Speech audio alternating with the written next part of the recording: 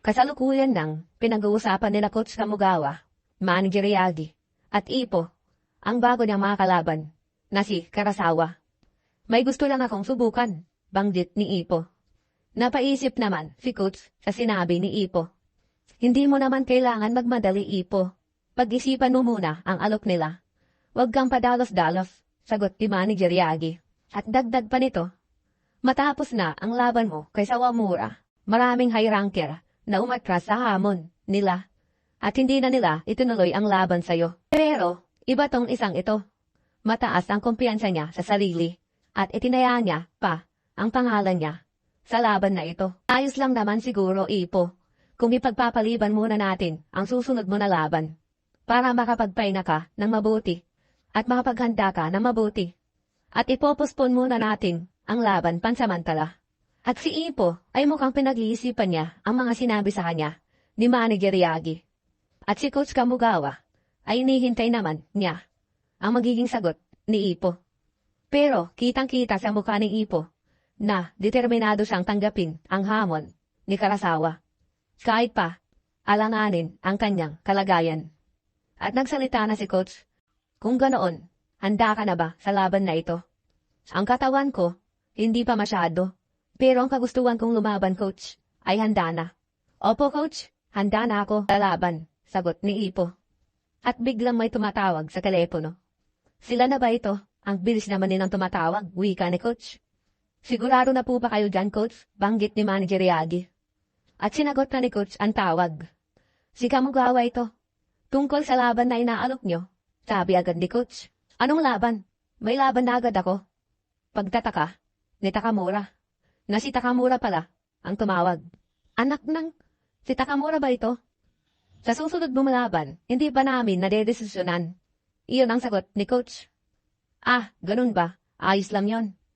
Aalis muna ako at mamamasyal lang ng ilang araw, sabi ni Takamura kay Coach.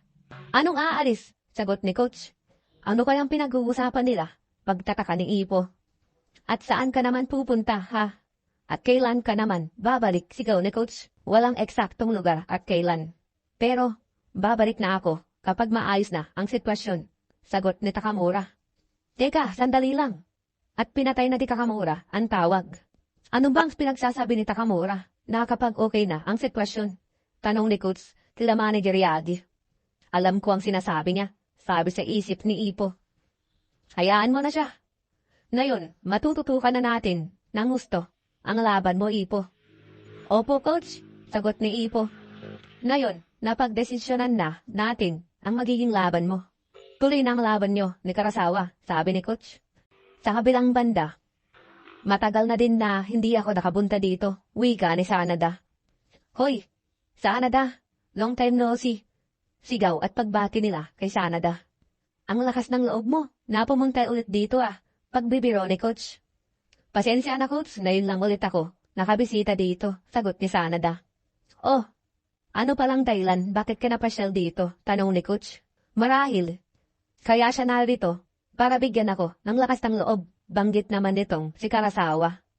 Mukhang totoo nga ang mga balita sa laban mo, sabi ni Sanada. Oo, tama. May darating akong laban. Walang iba, kundi si Ipo Makunochi. Sabi nito.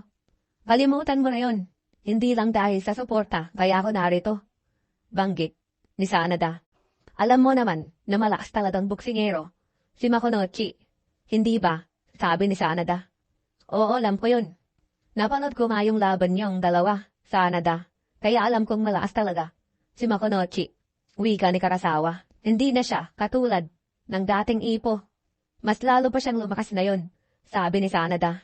Tawa naman si Karasawa. Halos yan nga ang lahat ng mga sinasabi nila na matatalo lang daw ako at bubugbugin lang ni Ipo.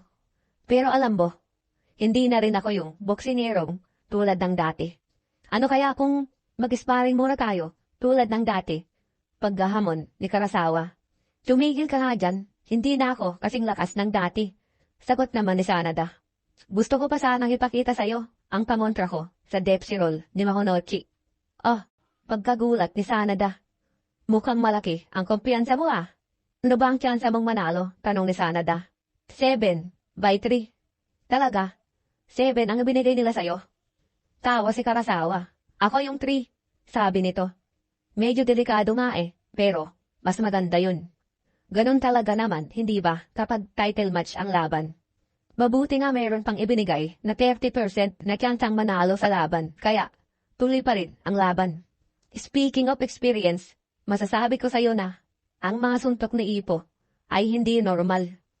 Kahit dapwis lang, o hindi puro ang tama, ramdam na ramdam mo pa rin ang lakas nito. Na parang buong ulo mo na ang lilipad, banggit nga ni Sanada.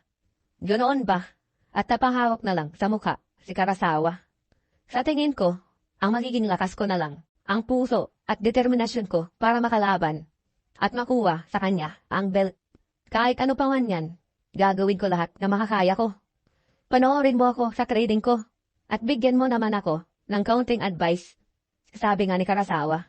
Sige, sagot ni Sanada. At matapos ng ilang sandali, ay umalis na itong si Sanada. Yung Karasawa na yun. Mas lalo nga siyang lumakas. Sabihin nating kukunin niya ang belt kahit sa 30% lang ang tsansa niya sa laban. Pero, malakas pa rin talaga ang tiwala niya sa sarili niya. Pero si Makunochi ay sobrang lakas na. Halos walang naniniwala na mananalo si Karasawa sa laban nila ni Makunochi. At gayon din ang paniniwala ko sa resulta na isa na namang KO para kay Makunochi. Pero kahit ganoon pa man, excited na ako sa laban nila. Kung mangyayari ba talaga ang inaasahan ng marami na madaling mananalo ang champion o ang isang challenger na kahit matalo ay walang mawawala sa kanya.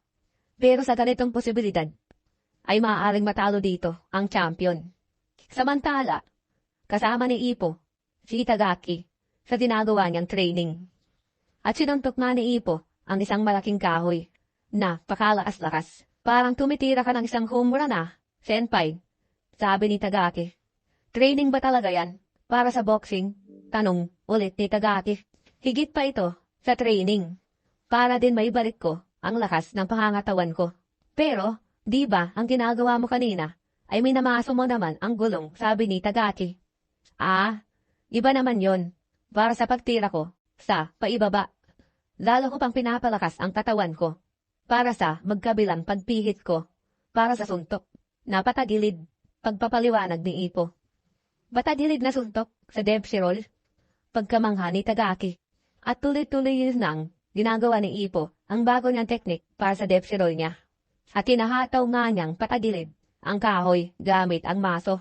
Malaki ang naging pinsala ni Ipo sa bago niyang Dempsey roll noong laban niya kay Sawamura at hindi ito kinaya ng body strains niya.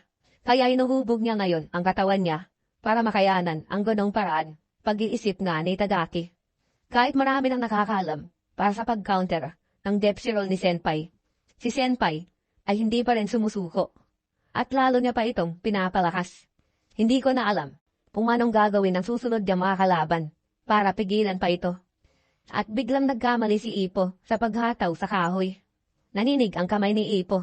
Nagsisimula na ang pagbintis ko dahil sa sobrang pagod ko, sabi ni Ipo. Magpahinga ka muna, Senpai, sabi ni Tagaki. Oo nga pala. Saan mo naman nakuha ang mga ito? Tanong ni Tagaki. Nabili ko lang ito sa mga nagbebenta ng kahoy. Gamit yung cash price na napanalunan ko. Nagulat naman si Tagaki na ginastos ni Ipo lahat para dito. Nawala siyang binili para naman sa gamit niya. Pero, wala nang mas importante pa dito dahil ngayon ay makakapag-training na ako kahit wala ako sa boxing gym. Wika nga ni Ipo. Hindi naman makapaniwala si Tagaki. Siguro napalitan na ang utak ni Senpai ng boxing glove at puro boxing na lang ang laman nito. Kaya siguro napakalakas niya. Kamusta na kaya sila ni Kumi? Napapaisip tuloy ako.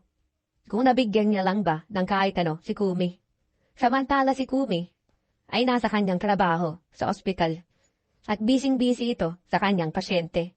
Sa pagkuha ng temperature nito.